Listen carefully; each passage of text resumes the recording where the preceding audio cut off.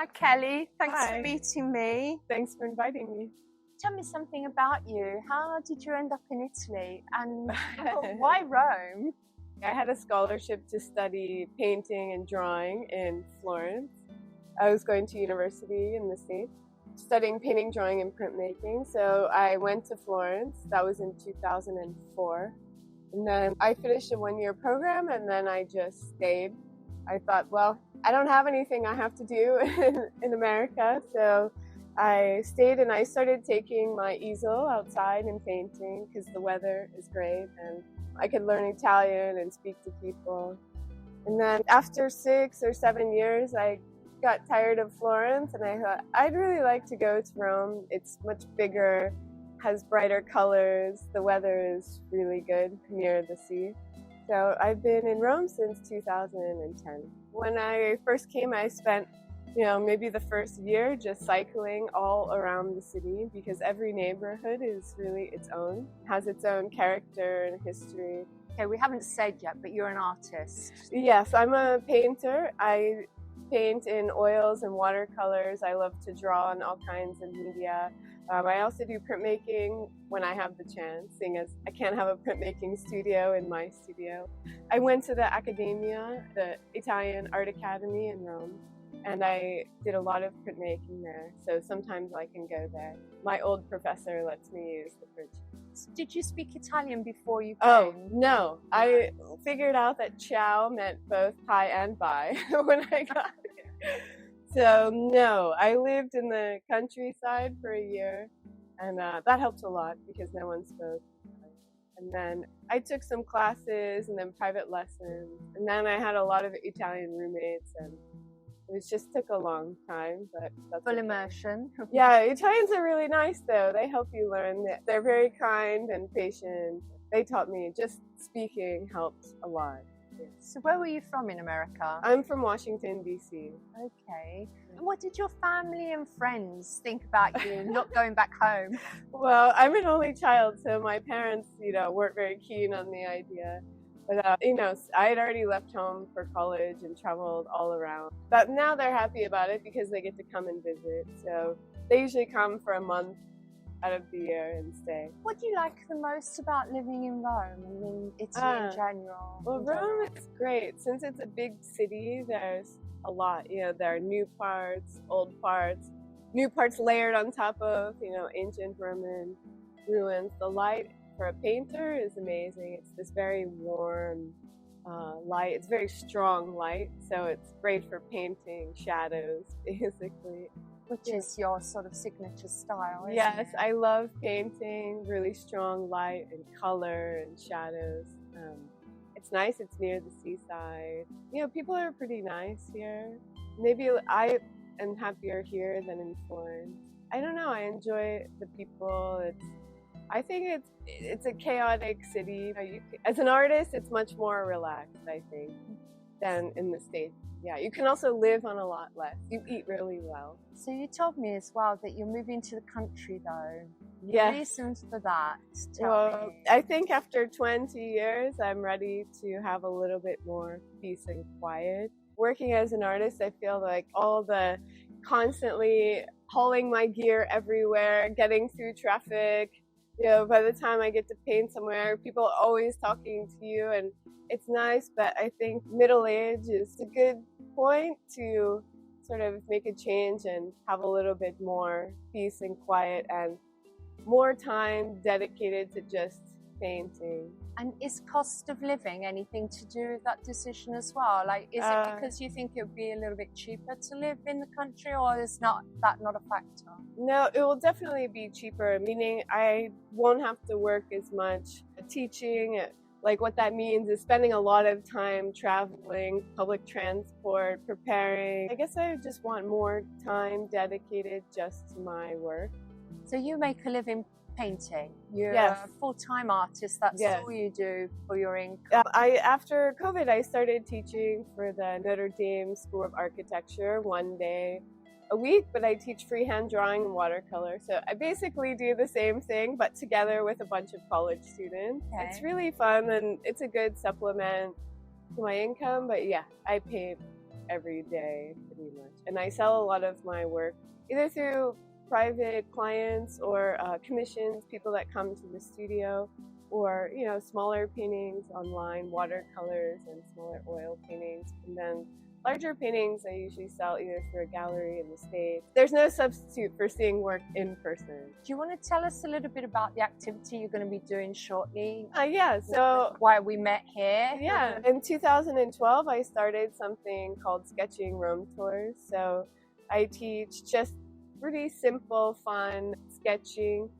class to people visiting normally that want to spend a few hours just doing something a little bit more relaxing than running around the city. It's something that's really good for kids. So there are a lot of like kids and parents, kids and grandparents, couples. It's a great idea because that's actually, you get them to observe rather than just rush by and tick a box. Yeah, I think that when you sit and draw something, you really remember it forever. It uses a different part of your brain, yes, where you take something in. I provide them with a little kit, like all the materials, and I hand make a sketchbook for them so they have, you know, the memory of sitting and drawing. That's amazing. So when you came, you obviously were on a student visa. Yeah. How did that transform? Yeah. Oh gosh. You know, Italy is famous for its complicated bureaucracy, which I will say is not untrue. But yeah. They changed the law where if you get a degree from an Italian university, you can convert your living permit from a student to self-employed. Yeah, so that's what I did. Oh, that's what you did. But have they changed that now? No, that's the current law as far as I know. So talk about really learning Italian, studying, you know, art history, having to write a thesis. All of that in Italian, that'll make your Italian very good, whether you like it or not. And we're better to study those things than in Italy, I mean, obviously. Yeah, studying art history, for example, with Italian art historians that work in Rome is amazing because having them to take you around to things and explain it, it's invaluable, really. Do you think you'll stay in Italy forever? Yeah, probably, seeing as I just bought a house. And got to pay the mortgage. Yeah, that's a pretty big commitment, and we have to do some restoration work. So you never know. I mean, I didn't know that I was coming here, so you never know what will happen. I can't know, but I would say probably, yeah. You also told me you're getting married. Yes. You're not married an Italian, though. No, yeah, an Irishman. Yeah. A lot of changes in 1 year. Yeah. It's a big deal. Have you gained Italian citizenship? Yeah. No, I actually do not want to apply for Italian citizenship. I don't need to and don't want to go through. I was like traumatized by all the paperwork and bureaucracy for buying a house, for becoming changing my living permit, for getting married. I think for now I've had enough. You're done for the moment. Paperwork. Is there anything you don't particularly like about Italy? I mean, obviously, certain things are the obvious questions, like bureaucracy. Bureaucracy can be tedious. Any other things that you find annoying? I think for a long time I was annoyed by a lot of things. You know, Italians are always shouting, even in the theater or place. You know, they're never really that quiet, especially in Rome. Yeah, all the waiting in lines, having to go here, having to go there. But I had to learn to argue with people. I figured out after many years that if you are like an Italian and ready to argue your point, it actually worked. It was really uncomfortable. Like at the beginning, how Italians speak, it seems like sometimes they can get really angry or upset, but it's just a normal way to communicate. And then it's nice because actually when it's over, it's forgotten. I cycle and take public transportation. I only drive when I go out of the city. It can be like annoying that it never comes. You have to leave really early. Sometimes, you end up walking, or now they have this amazing thing where you can rent a bike. I end up doing that a lot. And that works well. Yeah, it's really fast. It's faster than walking. It's definitely faster than public transport. Like the metro is pretty good, but I don't live near the metro, so public transport can be inefficient sometimes. That's definitely annoying. I think I've moved about 100 times. I've moved so many times. One thing that can be challenging is landlords, especially in Rome, maybe more than in Florence. They hate to give you your deposit back.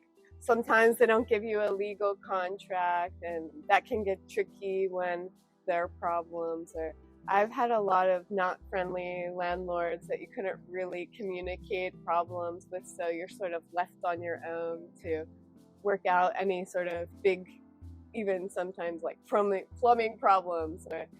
So landlords can be a difficult aspect. So there's no one place to go to look for an apartment. You just sort of have You can go to an agency that charges maybe like 15%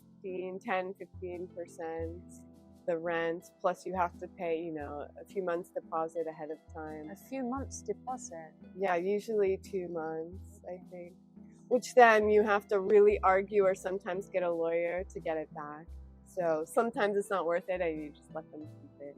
So that can be really unpleasant aspect is renting. And that if you get a good house contract and you like it, you can stay there for a long time because they just automatically renew. I've had both good and a lot of bad experiences with landlords not being very honest, basically. There's a big community of artists in Rome as well, isn't there? You've got a lot of friends. Yeah, the first friends I made were the people from the urban sketchers, and then I ended up being one of the organizers for years.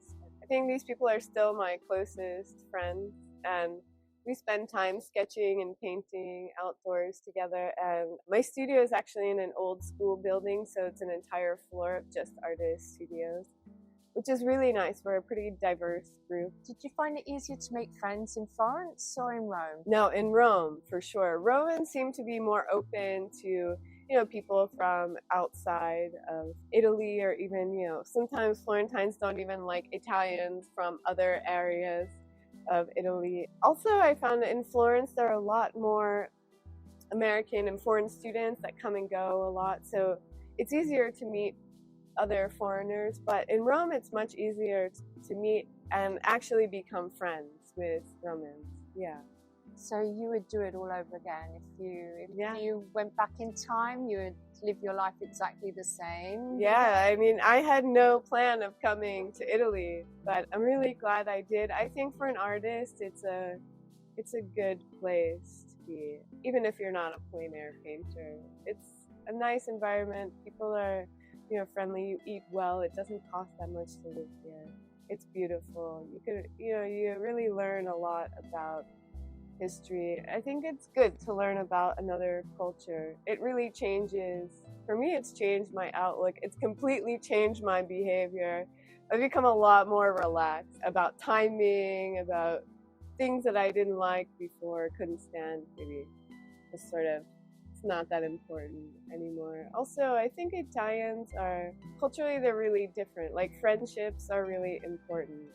Community and groups and families. So once you form a friendship, you're really friends for life kind of thing for the most part. Also, when you have friends that are mad about something, they'll tell you, which is good. Yeah. So you bought a house. How did you find tackling that? We got really lucky. It was a whole series of serendipitous events, but we ended up being able to buy the house directly from the owners and not go through an agency. And here you have to get a lawyer and I think it's the same in the States, and a notary that do all the research and get all the paperwork, which here can be very complicated because things are so old that don't really know the exact origins or history or all the changes that have been made.